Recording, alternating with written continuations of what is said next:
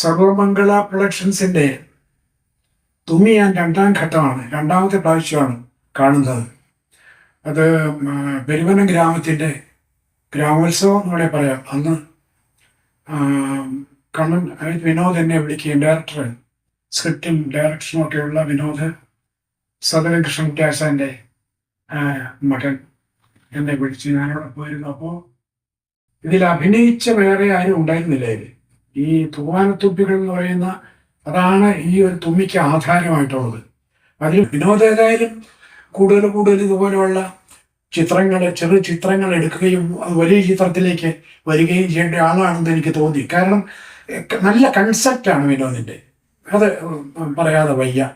ആയിട്ട് അഭിനയിച്ച ഈ സുമലത ഈ സ്റ്റിൽ അലൈവ്. അവരെ വലിയ രാഷ്ട്രീയത്തിലൊക്കെ ആയി. ഇപ്പോൾ അംബരീഷ് എന്ന് പറയുന്ന നടൻ്റെ സഹധർമ്മിണിയാണ്, ബാംഗ്ലൂരാണ്. തൂവാനത്തുകൾ അവർ ഒരുപക്ഷെ കണ്ടിട്ടുണ്ടാകും. പക്ഷെ അതിൻ്റെ രണ്ടാം ഭാഗം എന്ന് പറയുന്ന സംഭവം ഒരുപക്ഷെ കാണിച്ചു കഴിഞ്ഞാൽ അപ്പോൾ അവർ ഒരുപക്ഷെ വണ്ടടിച്ചു പോയേനു. ഇങ്ങനെ ഒരു കാര്യം എനിക്ക് ചെയ്യാൻ പറ്റിയില്ലല്ലോ ജീവിതത്തിൽ.